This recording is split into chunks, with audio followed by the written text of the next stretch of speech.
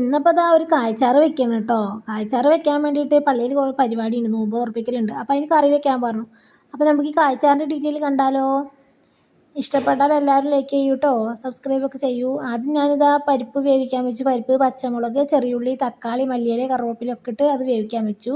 പിന്നെ ചിക്കൻ നന്നായി കഴുകിയെടുത്തു. കഷ്ണങ്ങളും ഉരുളക്കിഴങ്ങ്, കുമ്പളങ്ങ, കത്തിരിക്കായ്, മുരിങ്ങക്കായൊക്കെ അരിഞ്ഞു വെച്ചു കേട്ടോ. അപ്പോഴേക്കും നമ്മുടെ പരിപ്പ് അവിടെ സെറ്റായിട്ട് പച്ചമുളകും തക്കാളി ഉള്ളിയും കറിവേപ്പിലയും മല്ലിത്തലയും എല്ലാം ഇട്ടിട്ട് പരിപ്പ് മഞ്ഞപ്പൊടിയൊക്കെ ഇട്ട് സെറ്റായി. അത് വെന്ത് വിട്ടു. പിന്നെ ഒരു കുക്കർ വെച്ചു, അതിലേക്ക് എണ്ണ ഒഴിച്ചു. പിന്നെ എന്നിട്ട് കടുകും ഉലുവയും ചെറിയ ജീരകം ഇട്ടിട്ട്, അതിൽ വലിയ ജീരകം കാണുന്നത് ഞാൻ മാറ്റിയിട്ടോ, പെട്ടെന്ന് മാറിപ്പോയതാണ് അത് കൊട്ടിയപ്പോൾ. ചെറിയ ജീരകം ഇട്ടിട്ട് അത് നന്നായി പൊട്ടി വന്നു കേട്ടോ. അത് നന്നായിട്ട് പൊട്ടി വന്ന ശേഷം കണ്ടോ, എണ്ണ ഒഴിച്ചിട്ട് അത് നല്ല പൊട്ടി വരണം. അത് പൊട്ടാതെ ചെയ്യരുത് കേട്ടോ, കടുക് പൊട്ടിയൊക്കെ തന്നെ ടേസ്റ്റ് ഉണ്ടാവുള്ളൂ. പിന്നെ പട്ട ഇടുക കേട്ടോ. പട്ട, കറാമ്പ്, ഏലക്കായ ഒന്നും ഇടരുത്, വെറും പട്ട മാത്രം ഇട്ടാൽ മതി. പട്ട ഇട്ട ശേഷം നമ്മൾ അതിലേക്ക് 2 പച്ചമുളക് ഇടുക കേട്ടോ. 2 പച്ചമുളക്, 2 3 നിങ്ങളുടെ എരിവിനനുസരിച്ചുള്ള പച്ചമുളക് ഇട്ടോളൂ. ഞാനൊരു 3 ഇട്ടിട്ടുണ്ട്. പിന്നെ നമ്മൾ പൊടികളൊക്കെ ഇടുമല്ലോ, പിന്നെ അത്യാവശ്യം എരിവുണ്ടാവുമല്ലോ. പിന്നെ അതിന് ശേഷം നമ്മുടെ വലിയ ഉള്ളി ഇട്ടോ. ഇവിടെ ഒരു 2.5 വലിയ ഉള്ളി എടുത്തിട്ടുണ്ട് കേട്ടോ, കാരണം അത്യാവശ്യം ചാറ് വേണം. പിന്നെ അതിലേക്ക് തക്കാളിയും കൊട്ടി ഇഞ്ചി വെളുത്തുള്ളി പേസ്റ്റ് ഇട്ടിട്ട് നന്നായി ഇളക്കി കേട്ടോ. നന്നായി ഇളക്കി കുറച്ച് മല്ലിയിലയും കറിവേപ്പിലയും ഇട്ടു.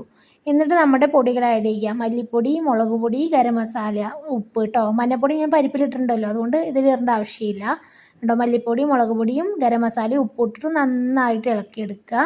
എന്നിട്ട് നമ്മുടെ ഇറച്ചി അതിലേക്ക് കൊട്ടുക. അത് ഇറച്ചിയും കൊട്ടി ഇളക്കുക. അതിന് ശേഷം നമ്മുടെ കഷ്ണങ്ങൾ കംപ്ലീറ്റ് അതിലേക്ക് വാരിയിട്ട് ഒരൊറ്റ വിസിൽ കേട്ടോ.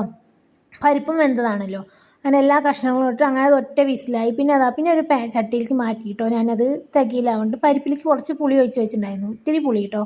എന്നിട്ട് ആ പുളിയും പരിപ്പും കൂടി അതിലേക്ക് ഒഴിച്ചു. അതൊന്ന് തിളച്ച് വരുമ്പോഴേക്കും ഞാൻ 2 തേങ്ങ അരച്ചിട്ടുണ്ട്. വലിയ ജീരകം ഇട്ടിട്ട്, വലിയ ജീരകം ഇട്ടുകൊണ്ട് വെറുതെ അരച്ചാൽ മതി, വറക്കൊന്നും വേണ്ട. അത് വറക്കണമെന്ന് വറുത്താൽ ടേസ്റ്റ് കൂടും, വറക്കണമെങ്കിൽ വറക്കാൻ. ഞാൻ വറുത്തിട്ടില്ല കേട്ടോ. പിന്നെ അത് അതിലേക്ക് കൊട്ടിയപ്പോൾ അതാ സെറ്റായിട്ട് നമ്മുടെ കായച്ചാറ് ഇവിടെ റെഡിയായി. നല്ല തിളവന്നപ്പോൾ ലാസ്റ്റ് നമ്മുടെ കുറച്ച് മല്ലിയിലയും കറിവേപ്പിലയും ഇട്ടിട്ട് അത് നന്നായി അടച്ച് വെച്ച ശേഷം ഒരു 10 മിനിറ്റ് കഴിഞ്ഞ ശേഷം തുറന്നെടുത്താൽ നമ്മുടെ അടിപൊളിയായിട്ടുള്ള കായച്ചാറ് ഇവിടെ റെഡി ആയിട്ടുണ്ട് കേട്ടോ. ഇഷ്ടപ്പെട്ട എല്ലാവരും ഈ റെസിപ്പി ഒന്ന് ഫോളോ ചെയ്ത് ഉണ്ടാക്കി നോക്കൂ കേട്ടോ.